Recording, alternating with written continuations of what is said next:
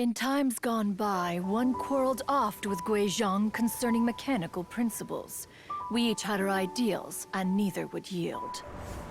Under the pretext of a social gathering, one invited the impartial Rex Lapis to judge the quality of our creations.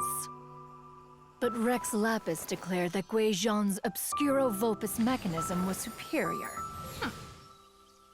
Though one was too proud to acknowledge it, in one's heart, one knew that Guizhong was indeed the superior talent in the mechanical arts. As for the story between Guizhong and Streetward Rambler, that begins with a certain bell. In Guizhong's opinion, while mechanisms were no substitute for human composers, they were yet capable of producing simple but fine melodies. But Streetward Rambler believed music to be an expression of the soul, an emotional enterprise that could never hope to be replicated by machinery. They argued endlessly, until one asked Rex Lapis to intercede. He confiscated the bell and designated it for ceremonial use.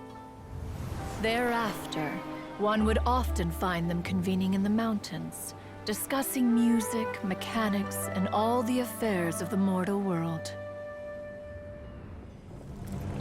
But these good times were not to last. War broke out between the gods, and soon engulfed the Guili Plains. Guizhong was overpowered by the enemy, and fell in battle. When Streetward Rambler and I arrived at the scene at long last, all that remained among the ruins was her lifeless body. After this, at Streetward Rambler's request, Rex Lapis granted her the cleansing bell for safekeeping.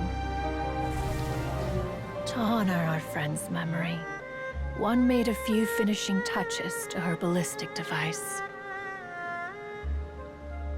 Many lantern rites have passed since then. Many greetings and goodbyes. Upon what do you gaze? The Guili Plains? No. It's everything.